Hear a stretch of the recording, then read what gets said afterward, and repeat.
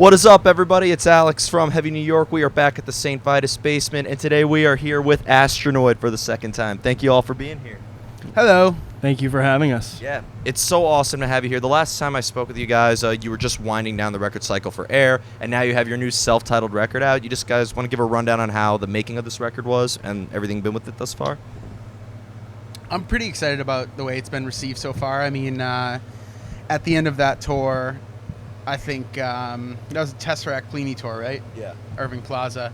Or no, Zealand Ardor was actually the last time I saw you guys, which is after. Oh, yeah. Yeah, so I guess that would have been the last tour. And I think at that point, we were so anxious because we had so much of the material done. We were just anxious to get out there and not only share the record with everyone. As far as I know, the record was done on that tour. On Zeal? Yeah, because Yes. we were It was mixing being in the mastered. van, and we were listening to the It was test being masters mastered, yeah. in the van. So that makes sense. Yeah, we were just so excited at the end of that tour to get onto this cycle because Air had been going strong since 2016, and we played the Stargazer EP on that tour, kind of as a fill-in to play a longer set, but also give people the opportunity to see that who hadn't seen that. We hadn't played it since before Air came out, so it was like a really long time. Maybe like it was probably like 4 years since we had probably. played anything from it. So it was cool to revisit that. That's awesome. Were you guys intending to make like a direct follow-up to Air? Because I feel like, both this self-titled record and Air have a lot of things that tie them together. I could still tell it's Astronoid, but did you guys kind of want to maybe continue a sort of formula, or was this like a completely different experience making this record? I feel like this is a completely different experience, and I feel like it was sort of a departure from what we were comfortable with. It was a direct reaction to Air, The album is a lot more somber, I feel like, and it's way more personal, from my perspective, and it just took a lot out of me and the band to make this one. It was, but it was more fun in a way to make than Air because we actually had an opportunity to take our time and write it, and we recorded the whole thing demo before we, recorded it for real. So we basically re-recorded the whole album and then recorded it again. Exactly, but like for real this time. And even the demo sounded good too. I mean, we were talking to someone the other day, and as opposed to Air, I would say 95% of the notes on the record were done when we started recording. Oh, wow. Which was...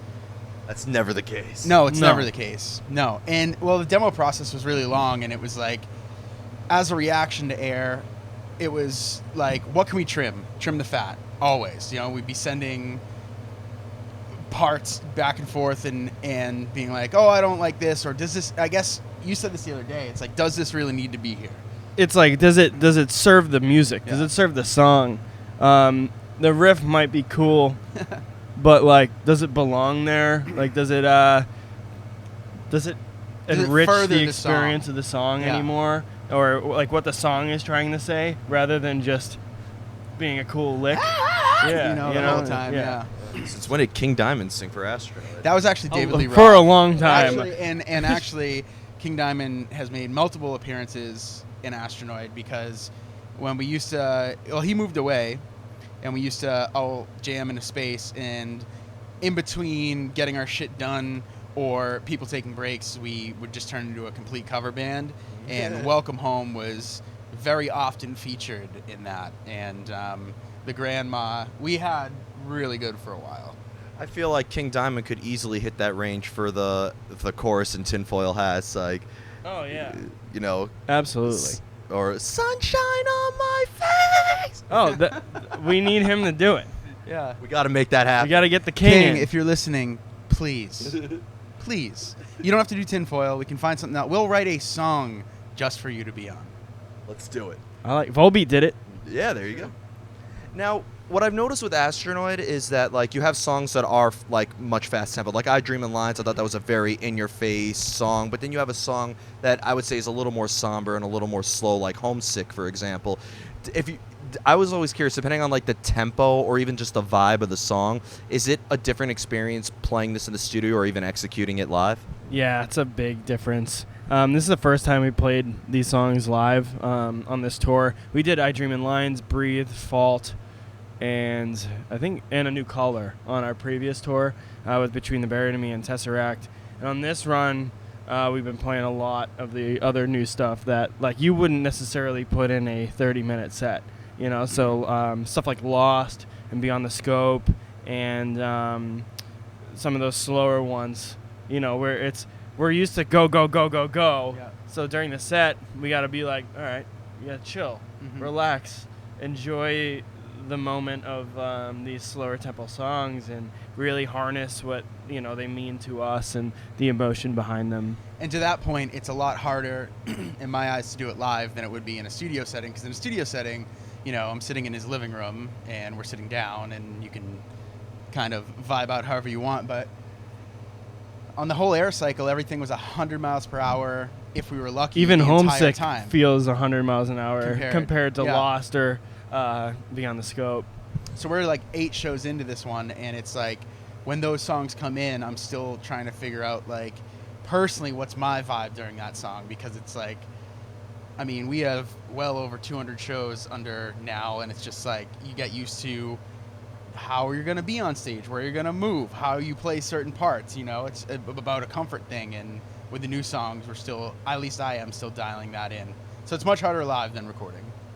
But I think it adds to the set a lot, because it's not 100 miles an hour every song now. Don't worry, some are still 100 miles an hour, I promise you that. Well, as somebody, this is going to be my third time seeing you guys live tonight, and seeing you guys live is very different from just listening to the record too. So you kind of just brought me into my next question. It's when you guys are playing live, do you try to execute the material exactly how people are going to hear it on the album, or do you try to maybe like add a couple extra notes or beats or something and maybe give the viewer something what they wouldn't experience just being a listener? Well, I mean, we play the record exactly how it is the best we can, but there's a nature of being in a live environment that you'll never 100% replicate it. And if that was the case, why would anyone come see us? It's more of just a natural live. Like, we don't try to really do either. We just try to play the songs as accurate as we can to how we can do it live, and then if things kind of, sometimes there's bumps and sometimes we miss notes and things go wrong, or, and there's just stuff that happens live, and it's just kind of how it is. Yeah, sometimes you're headbanging and it's dark and your hand finds a place on the neck that you weren't intended to be, and you got to kind of play up to where you got to be. Yeah, so there's your extra notes. This is the first time I've played the 7-string live. Wow. And it was on air. It's in there, but it's, it wasn't featured. It's not like it's not played like how you would think a 7-string would be played. I like to use the low A, as basically a complement, not like a root chord. Add a string per album cycle. Bring the H string on. That's fine. If it makes sense musically, I'm cool with it. And before you know it, you'll have the Jared Dines model guitar where it's like 27 strings. Oh, yeah, that's fine. Oh, is that the YouTube guy? Yeah. So I'm not used to it, and I only played for 2 songs, so it's like I'm not getting any more used to it. So things happen, wrong notes pop out, and it's a slightly different way of thinking. Playing the 7. It's been interesting having that in the set, because now I'm like the sole treble guy when that is happening, and it's we just switched over to an in-ear monitoring system, and so everything's very transparent, and it's just funny. It's like I'm in my own little corner playing these high notes really fast, and I'm looking at my friends, and they have all this bass going on. Yeah, all those friends. So sad. Well, I figured that the live thing also has to change from venue to venue. Like, you played at a huge venue like Irving Plaza before, where they had this whole huge. I stood on that stage one time and I couldn't even see the sound engineer. It was so big. But then, you're at a smaller venue now, like St. Vitus. It's more intimate. There's no barrier. I'm sure that there's like an adjustment that you have to do with that as well. It's a natural adjustment, but it's nice. The smaller shows are cool because people are coming out to see us, which is awesome. And it's incredible that we can do that. Mm-hmm. And it's just people who know our songs, and it's not like a bunch of fans sprinkled into a larger crowd. So I love playing to new people who have never heard us. That's a challenge, and we're trying to do our best. And it's a different sort of challenge into playing for the people who know your material on a micro level. So it's it's kind of both ways, because when you're trying to win over a crowd, and we've been lucky enough, like since Air came out, we've done shows in venues this size, which is awesome, but not a lot, because we've been super lucky and happy to be offered a lot of the tours we've been on. So it's almost an adjustment playing these size venues. But to Brett's credit, it's like when you're trying to win an audience over, there's a certain fearlessness that you have where it's like, it's almost more scary to do these. It's more scary to do these shows because you don't want to let all these people down. Like there's something like 200 pre-sales for tonight, and it's like every single one I want to be like, if I fuck up a note, I'm going to feel really weird. But when you're in front of 12 to 1,500 people, I'm sure there's some people there for us, but there's more to gain. Yeah. It's like you're playing a little differently than you would. And you've played like with a variety of bands too, like people who like Zeal and Ardor are like, that's a very different type of show from a band like Tesseract or Between the Buried and Mace. It is. Very it's huge, yeah. And you think it wouldn't be, but it really is. And same nice people though. Yeah, all the bands are great, but in terms of like a fan base, we always try to analyze. When people are walking in, it's like we always say, like, if you saw someone walking down the street with like a Zeal and Ardor shirt, I would feel comfortable approaching them. Do you know what I mean? Yeah. But you just never know who that person's going to be. Yeah, of course. Yeah, that was very deep, I got to say. Well, that came out of a conversation we had when we were lucky enough to play a few shows with Ghost where I couldn't pin down their fan base, and that's to their credit. And that's obviously a credit to their enormous success they're having right now. But as opposed to, like, if I saw someone walking down the street with a Zeal and Ardor shirt, I would probably say something to them because it's like finding like a diamond in the rough. But now you see so many people with Ghost shirts on, and just by seeing Size Up, I might not have anything in common with that person other than Ghost. They like Ghost. Yeah. And that's like, we not to get philosophical, but I mean, we're out here for so many hours. We only play for so many hours a day. You got to talk about something. Yeah, exactly. Now, I love asking bands this question because I've noticed that, especially with this new record, it varied in song lengths a little bit. How do you guys know when a song is done? It's never done. It's done when we're sick of playing with it. Yeah. I was the one thing that we didn't go into this record with any other expectations, but like, we don't want it to be Air, obviously, because if you're stagnating in your creativity, you shouldn't even be a band. We wanted it to be around 45 minutes. That was your time long-term goal, where we're like, if the music goes over, so be it. Mm-hmm. But this is a good length. Yeah. Like, I feel good about this. Little guidelines, and it's not like if this song was 10 minutes, but it was good all the way like through. The greatest song we ever wrote, it's gonna be on there. Yeah. We didn't get there. We didn't do it. Which is fine. But again, to what I was saying earlier, a big theme of this record was to trim the fat and, like, does this serve the song? You know what I mean? Like, there were riffs throughout multiple songs that were, like, getting into them, and I was like, oh man, I can't wait to play that live. And then you sit back and you have the song for 3 or 4 months, and you're thinking, like, does this really serve this part? And not only that, but it's like, all right, the vocals have been gone for 5 minutes, right? And it's gone through 5 different riffs since, and it doesn't make any sense. Right. And it's just like, it's like someone that's just talking too much, like what I'm doing right now. Yeah. Just keeps going and going. going and going. It's like that. I think just by that nature, the songs ended up being shorter than some of the songs on Air, which I also forget because we were trying to figure out our set list for Europe the other day, and I was like, oh, let's just squeeze Air in there, and he's like, dude, Air's like 6.5 minutes long. And I was like, huh? Yeah, it's like almost 7 minutes. Yeah. It's creating a set list is not fun. And the final question I want to ask you guys, and thank you so much for coming back on, is I feel like with Astronoid, I feel many different emotions and many different vibes from your songs. I could hear many different stories. This could just be my interpretation of it, but do you guys think of a concept? Like, is your music ever concept-driven at all, and that maybe helps shape the composition of the music? It absolutely... It comes from different areas. It's like when I'm writing... it'll start with either a guitar riff or a drum lick or something, or even a song title, and then it will kind of take shape as I go. And the way that I work personally is I'll have the song done in terms of music, and then I'll kind of look into the song and be like, well, what is this saying? Like, what did I write musically that the song is telling me to write lyrically? So it's like the song dictates, or the musical arrangement dictates what the lyrics are going to be.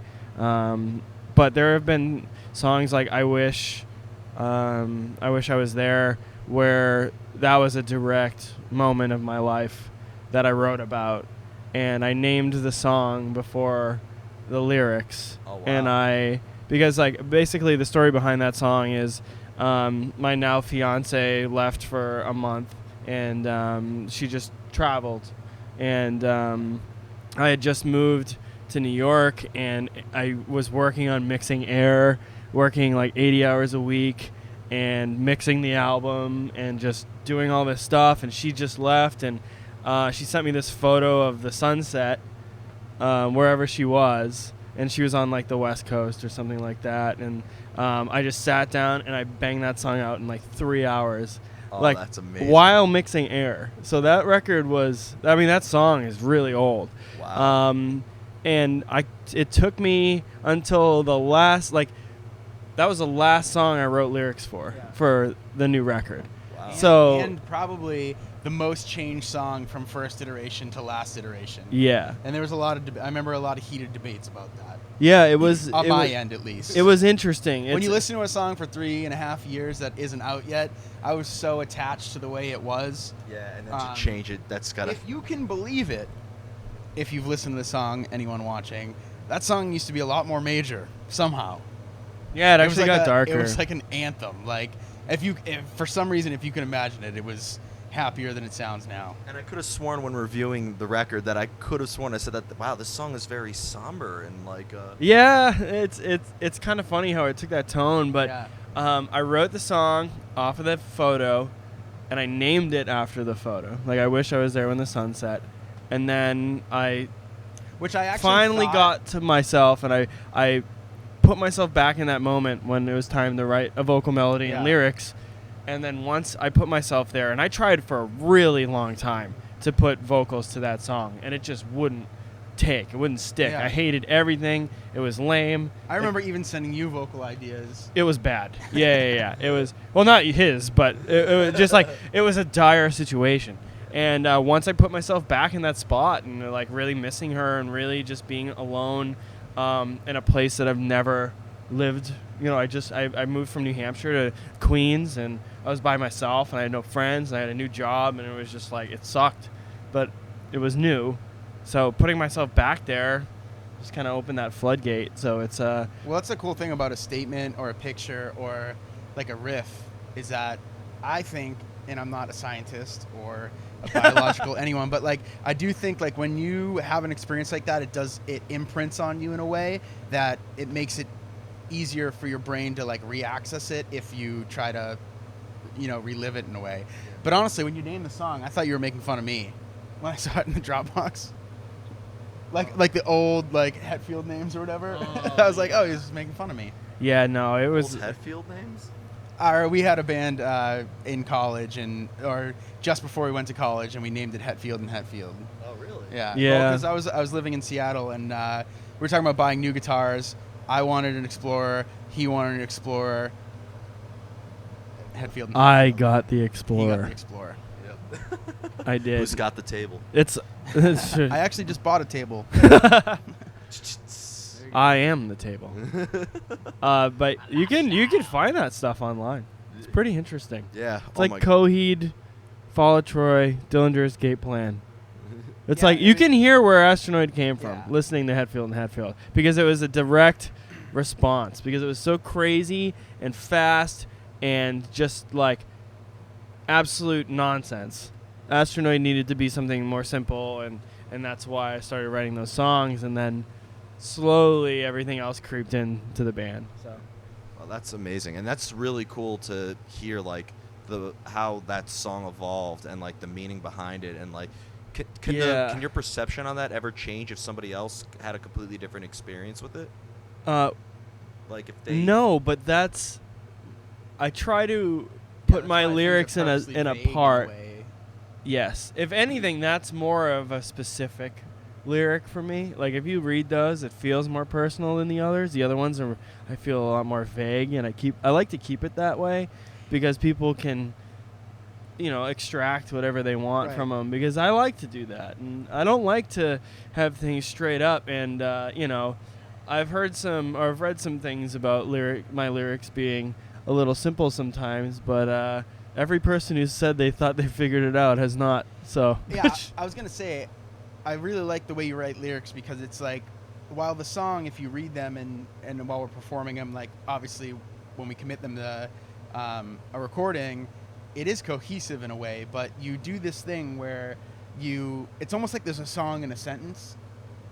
You'll make a statement in a sentence or two sentences, and if you look at them,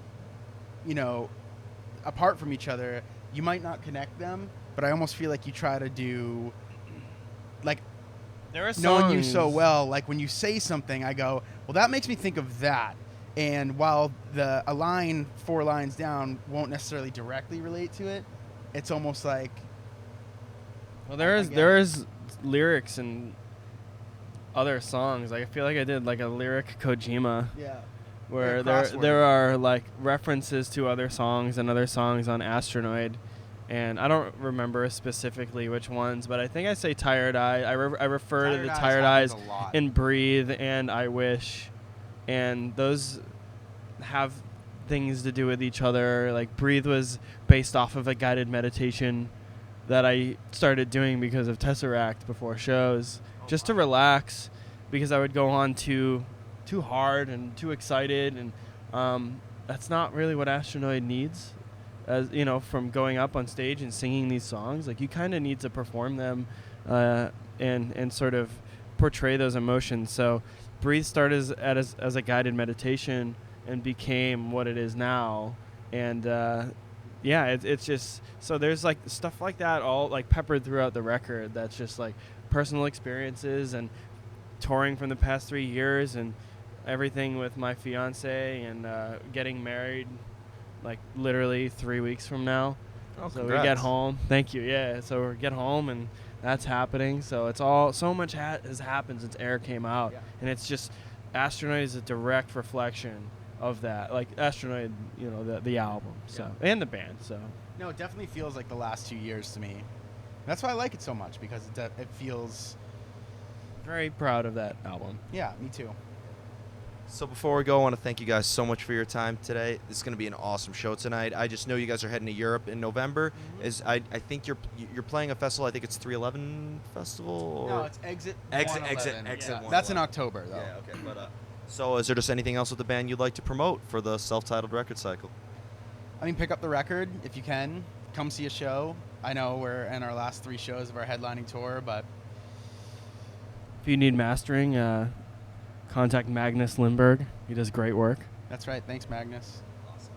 Well, thank you guys so much. Everybody, we are here with Astronoid. Pick up the self-titled record if you haven't already. This is Alex from Heavy New York, and we will see you next time.